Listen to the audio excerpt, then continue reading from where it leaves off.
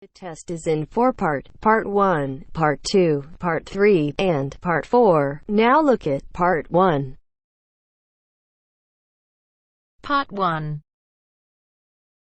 You will hear a conversation about a language course. First, you have some time to look at questions 1 to 5.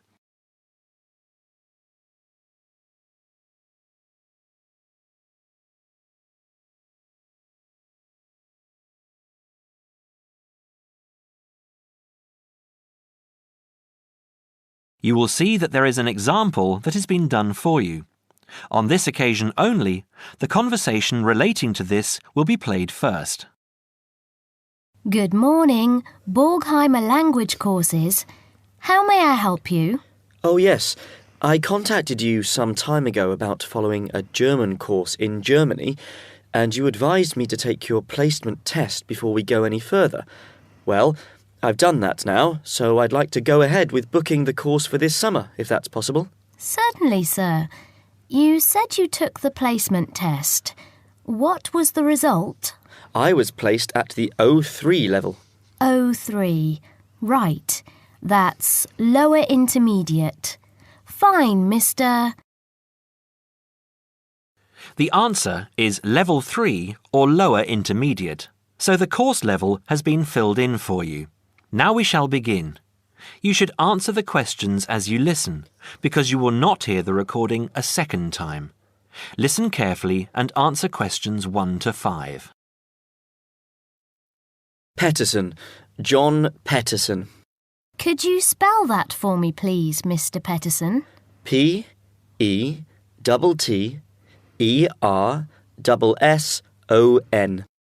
That's a double T and a double S. Am I right? That's right. Now, could I ask you where the course takes place? Well, we offer courses in Hamburg and Berlin. For your level, there's never a problem. There are always plenty of people for the intermediate classes. Oh dear. Does that mean that there might be a lot of students in my class? I wouldn't be very happy about that. No, don't worry, Mr. Petterson. The maximum class size is 12, but I've never known there to be more than 9 or 10 in a class. It could even be 5 or 6. Good. Actually, I'd prefer to study in Berlin. And how long is the course? 3 weeks, 5 hours a day. 2 hours only on Saturday. Sundays free. I see. And what about accommodation? There you have a choice, Mr. Petterson. You can either stay with a German family who are used to having such guests, or you can stay on the university campus, or we can book you into a nearby bed and breakfast. Is there a big difference in price? Not really. Staying with the family works out the cheapest, and the bed and breakfast is a bit more money. Staying on the university campus comes somewhere between the two price-wise, but Berlin is not too expensive anyway. Which do you recommend? Well, if you want to practice your German and be part of a German family, I would recommend staying with a family. Our families are all hand-picked, and we've never had any sort of complaint. Yes, I'll probably do that then. What are the dates of the course? The first summer course starts on the 1st of June in Hamburg and a week later in Berlin, which is what would concern you as you have chosen the Berlin course. That's the 8th of June. The next course would begin on the 2nd of July and then... The 2nd of July course would be perfect for me. Can you put me down for it now? Certainly, Mr. Petterson. Can I have your address, please? 26 Mayfield Drive, Orpington, Kent. I'm afraid I can't remember the postal code. Don't worry, Mr. Petterson. I'll check on it. Before you hear the rest of the conversation, you have some time to look at questions 6 to 10.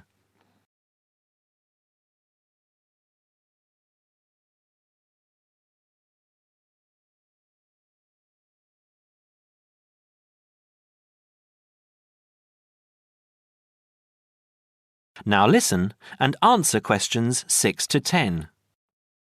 There are a couple of other things I'd like to ask. Certainly. What do I need to bring on the course? Well, apart from the obvious, you'll need our textbooks. I'll email you the name and publisher. You should be able to find it in your local bookstore. If you do have problems, call me or email me and I'll see what I can do. We provide the computers, computer disks, translation exercises and all that sort of thing, but you will need a good dictionary. We recommend Langenscheidt, which is more than adequate for your level. You don't have to go and spend a lot of money on an expensive dictionary. Not yet, anyway. Maybe you will when your German reaches a very high standard. That would be very nice.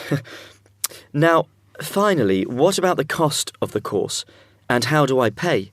Would you like to pay that in pounds or in euros? Euros would be fine. In that case, it's 550 euros. You can pay by credit card if you like. Oh dear, I'm afraid I haven't got a credit card.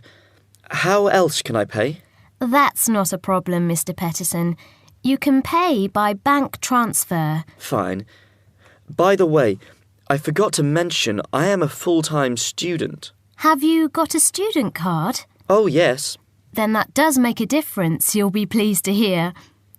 You are entitled to 35% off the full price. And if you can persuade a few people to join you, it would work out even cheaper. How do you mean exactly?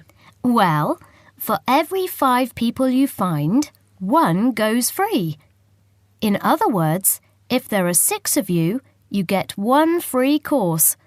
Of course, in reality, you would divide up the savings amongst you, presumably. Right. Well, I'll see what I can do. Thank you. Not at all, Mr. Peterson, and I'm sure you'll enjoy the course. There are, of course, sightseeing possibilities. Would you like me to send you our brochure describing them? Yes, thank you. I'd appreciate that. Anyway, thanks for your help. If I want to call back, who do I ask for? Susanna. I'm here most of the time.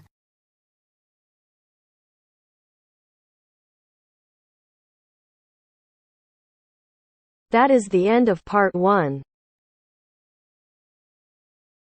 You now have half a minute to check your answers.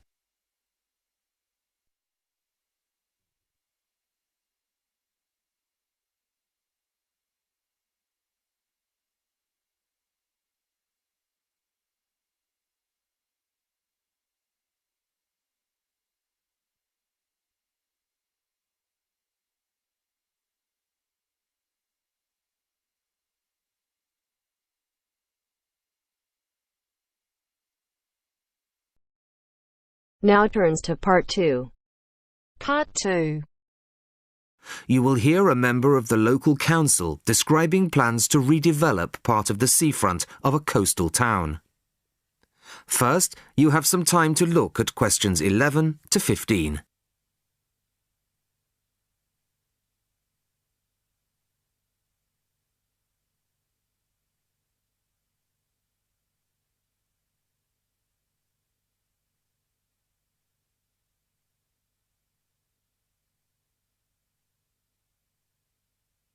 Listen carefully to the first part of the talk and answer questions 11 to 15. Good evening, everybody. I wasn't expecting to see so many people.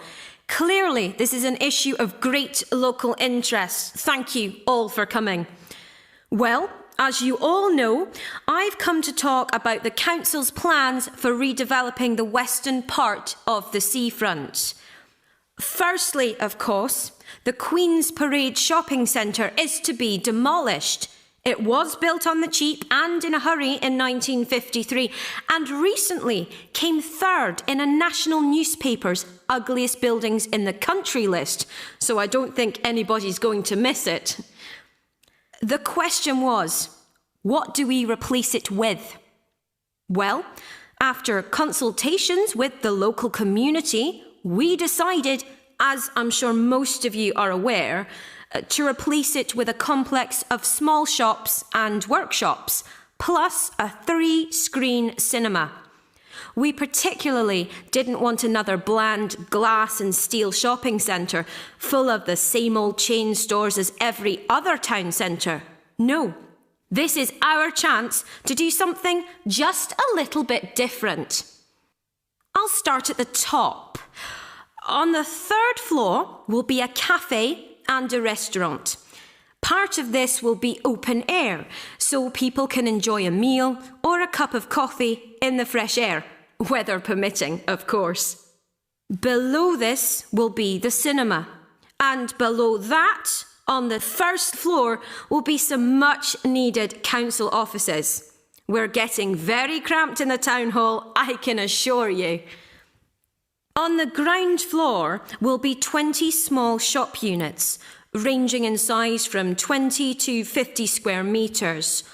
Also on the ground floor will be 5 workshop spaces, which we hope will attract small manufacturing businesses back to the town centre, providing some additional local employment. Underneath the centre will be an underground car park. Not a great big car park like in the present centre. Our aim is that most visitors to the centre will come on foot or by bus. In fact, the car park will be restricted to people working in the centre and disabled visitors. Then, and perhaps this is the most exciting part of the project, the beach in front of the new complex is going to be completely transformed. We're going to extend the beach. Yes, extend it. 10,000 tonnes of sand is going to be brought in to make it into a proper beach, instead of the dirty little strip of sand it is now. As well as being for the enjoyment of local people, we're hoping that a decent beach will attract more visitors to the town, and that has to be good for local businesses. Before you hear the rest of the talk, you have some time to look at questions 16 to 20.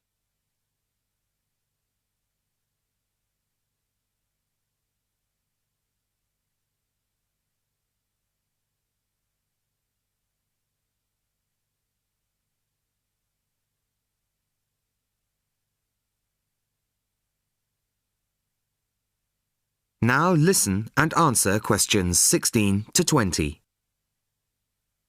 Now I must emphasise that these plans have not yet been finalised. That's what this meeting is about.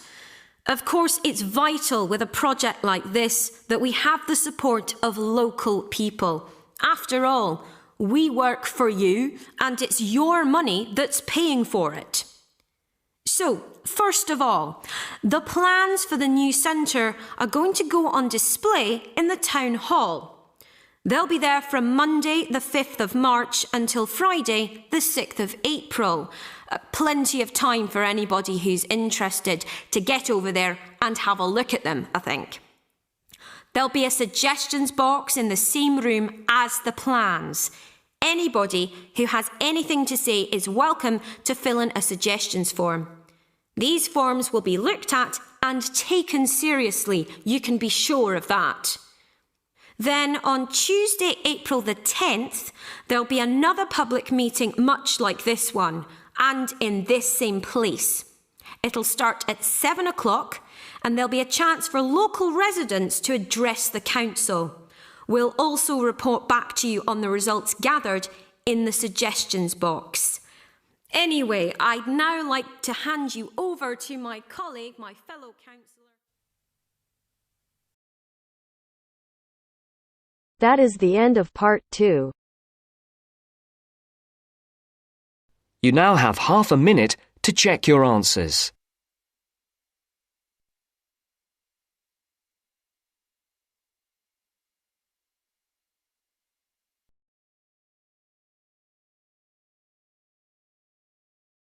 Now turns to part 3. Part 3. You are going to listen to a radio programme about buying a house. First, you have some time to look at questions 21 to 25.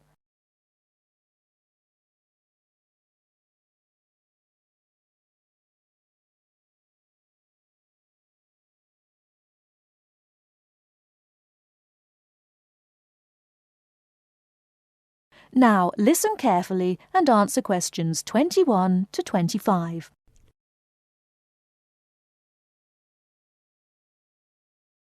Good afternoon, listeners. Today, I'd like to welcome Edward Fox, who is going to talk to us today about buying a house. Edward. Thank you, Eunice. For most people, at least, buying a house is a major life event, and probably the single most expensive item you are ever likely to buy. It is also a place that you can make your home. Therefore, thinking carefully before you make a purchase is of the utmost importance. One of the most important things to consider before buying any property is the location, because remember, it is where you plan to spend a large part of your life, or indeed the rest of your life in some circumstances. Therefore, consider the type of life you enjoy leading.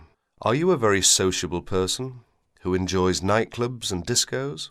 If so, then you may wish to consider something close to the city, or indeed in a city where it is convenient for all types of nightlife. On the other hand, if, like me, you prefer a quieter life, then you may want to consider something away from the city. However, do remember that proximity to your place of work is also important. Indeed, we spend most of our life at work, and you don't want to have to spend 2 or more hours every day travelling to work now, do you? Therefore, transport is the utmost importance. City suburbs, however, are often conveniently located for commuting to work, all for shopping, without being in the heart of a busy city. You may, however, think that a house in the suburbs would be far too expensive. Yet houses located in cities can often exceed the price of suburban houses. So check out the prices. You may be surprised. Family is another important consideration. You may prefer a house that is away from a busy street or main road. And of course, remember that children have to attend school. Is there a good school in the area, or would your children have to travel a long distance to get to school? Therefore, if you have children, or you plan to have children, location is a very important factor. And of course, remember that a family influences the size of the property. Before you hear the rest of the talk, you have some time to look at questions 26 to 30.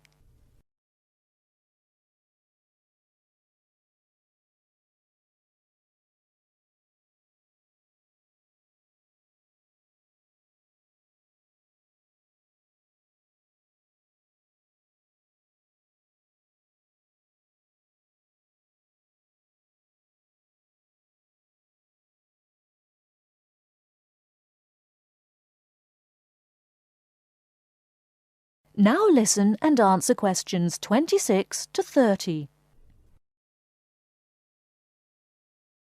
And of course, remember that a family influences the size of the property. There are, of course, various types of houses. There are detached houses which stand alone and are not joined by to another building.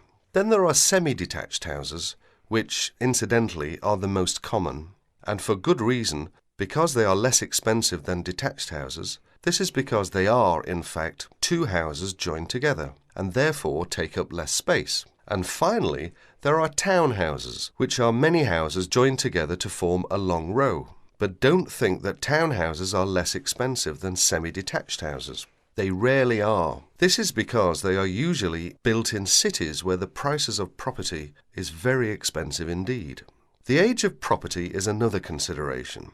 If you're considering buying an old house, beware. You may be faced with expensive repairs and renovation bills. So have the house thoroughly checked by a professional surveyor before you decide to buy. But then again, there are things you can look for yourself. Things such as the condition of the woodwork, especially doors and windows that can be expensive to replace.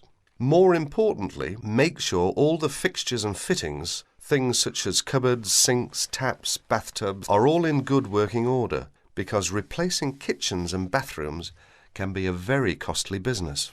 And don't forget the garden. If the property has one, If you enjoy gardening, then fine. But if you don't enjoy gardening, then you may prefer a small garden as opposed to a big one. But even if you do enjoy gardening, it is important to remember that gardens take up a lot of your time. So keeping a garden in good order may be very difficult if you work long hours. One final thing is the general feel of the place. Does it have a good atmosphere? And most importantly of all, would you feel comfortable living there? Thank you, Edward. But I'm afraid that's all we have time for today. But I'll be back next Wednesday when my guest speaker will be talking about buying a computer. So until then, bye for now.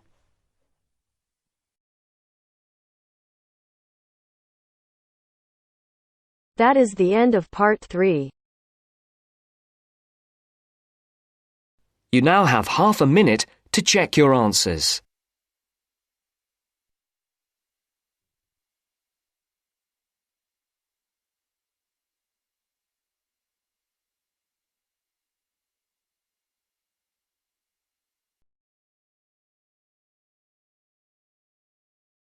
Now turns to part 4. Part 4. You'll hear a lecturer talking to students about sport in Ireland. First, you have some time to look at questions 31 to 33.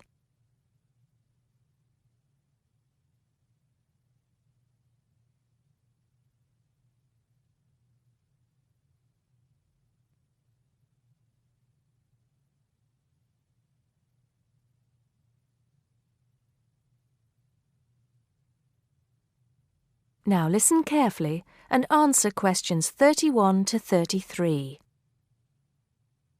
Now, today we're going to be finding out about the most popular sports in the Emerald Isle.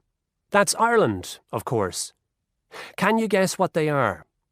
Well, there are these two lesser-played games, a form of rounders and Gaelic handball. But we'll start with one which is perhaps over 3,000 years old, arriving in Ireland with the Celts, some claim. That may be a slight exaggeration, but I consider it to be the fastest field game in the world, and it goes by the name of hurling. Well, that's what it's known as in the English-speaking world anyway. So, what do you have to do?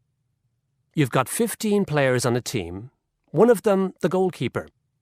Each one has a stick called a hurley. Here you are. I've brought mine along. Had it since I was at school. This is what it looks like, and basically you have to get this ball, called a sliotar, that's S-L-I-O-T-A-R, so it's not spelt the way it's pronounced. You hit it into the net for 3 points, or you can hit it over the net for 1 point. The goal looks like the letter H, with the net under the crossbar. The goalie has a bigger stick than the others to help keep the ball out. You can also catch the sliotar and run with it for 4 steps maximum, or bounce it on your stick. Is that clear to you all? I'll be showing you a video a bit later, so you can see what a game actually looks like. You might like to think of it as a mixture of lacrosse, hockey, and baseball. Oh, and it's played by women too, but it goes by the name of camogie in that case. Before you hear the rest of the talk, you have some time to look at questions 34 to 40.